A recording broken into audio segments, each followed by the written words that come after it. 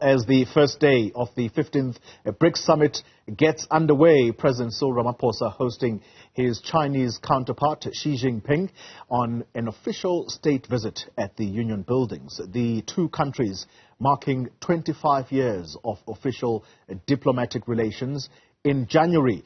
And it is expected that they are going to sign several agreements this week at the gathering in Sandton. Ziyanda Ngcobo watching the space for us at the Union buildings, and she joins us live now. Ziyanda, good morning to you. So President Ramaphosa making a point of reminding the country about South Africa's diplomatic and relationship in terms of economic ties with China. This is yet another opportunity to revisit that, assess progress. What do you think we can possibly anticipate from the two leaders today?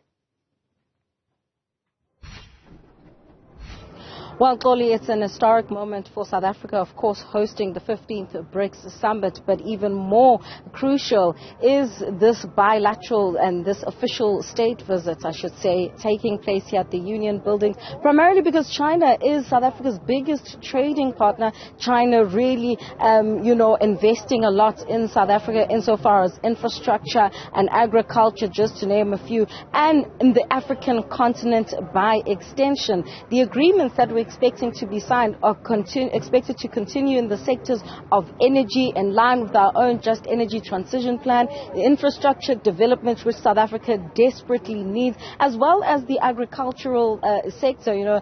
China also is a big importer of South African products such as rooibos tea. Our wines are also very popular in China. So, the relationship and the foundation is there, Xoli, but I think it was important for the South African government to have this official state visit happening on the first day of the BRICS summit to emphasize the role of China on South Africa, but also even within the BRICS bloc. I mean, there's been lots of criticism about, what exactly brings all these BRICS countries together? There's one autocracy there, there's one democracy in there. Is it going to be about resources in terms of the discussions? Is it about an anti-West agenda and talking about, new financial systems that are being established?